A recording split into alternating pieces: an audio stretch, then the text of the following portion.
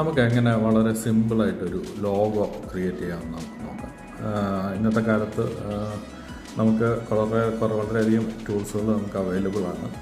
അപ്പോൾ നമുക്ക് വളരെ ഡീറ്റെയിൽഡായിട്ട് വളരെ കൺസെപ്ച്വൽ ലെവലിലൊക്കെ നമുക്ക് ലോഗോ ക്രിയേറ്റ് ചെയ്യുന്ന ആളുകളുണ്ട്.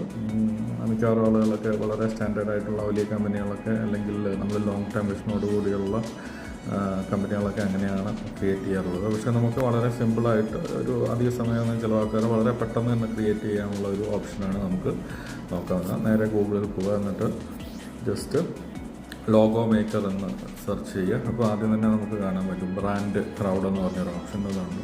നമുക്ക് create A logo in 2 minutes എന്ന് നമുക്ക് അവിടെ കാണാൻ പറ്റും.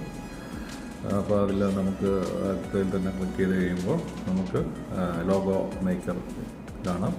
നമുക്ക് ഏകദേശം ഒരു നമ്മളുടെ ബ്രാൻഡിൻ്റെ നെയിം നമ്മളിവിടെ ടൈപ്പ് ചെയ്ത് കൊടുക്കുക. ഞാനിവിടെ ക്രിയേറ്റീവ് ബിസ് എന്നാണ് നമ്മളത് കൊടുക്കുന്നത്.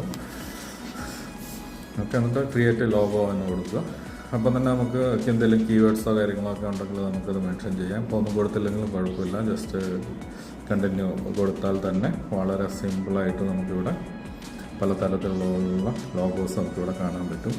നമുക്കിതിനകത്ത് ഈ ഒരു വെബ്സൈറ്റിൻ്റെ പ്രത്യേകത എന്താണെന്ന് വെച്ച് കഴിഞ്ഞാൽ നമുക്ക് വളരെ കളർഫുള്ളായിട്ട് തന്നെയുള്ള കുറേ ലോഗോസൊക്കെ നമുക്ക് കാണാൻ പറ്റും.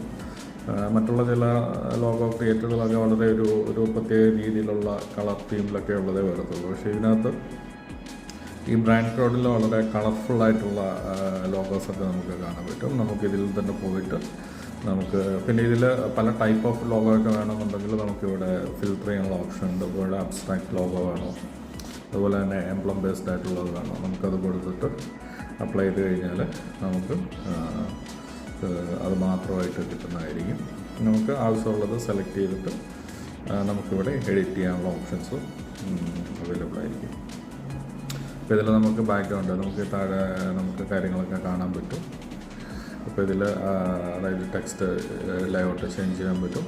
ടെക്സ്റ്റ് ലേഔട്ട്സ്, ബാക്ക്ഗ്രൗണ്ട്, അതുപോലെ തന്നെ ഈ ലോഗോയ്ക്കകത്ത് വന്നിരിക്കുന്ന ഇമേജസ്, ഇങ്ങനെയുള്ള പല കാര്യങ്ങളും നമുക്ക് ചേഞ്ച് ചെയ്യാനുള്ള ഓപ്ഷൻസൊക്കെ ഉണ്ടാവും. നമ്മൾ കൂടുതൽ എഡിറ്റ് ചെയ്യുമ്പോൾ വേണമെന്നുണ്ടെങ്കിൽ നമ്മൾ ലോഗിൻ ഓപ്ഷൻസൊക്കെ നമ്മൾ ചോദിക്കുന്നുണ്ടാവും.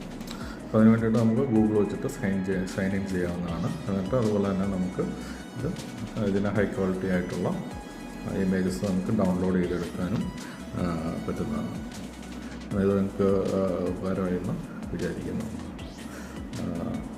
നമുക്ക് മറ്റൊരു വീഡിയോയിൽ പിന്നീട് കാണാം. Thank you.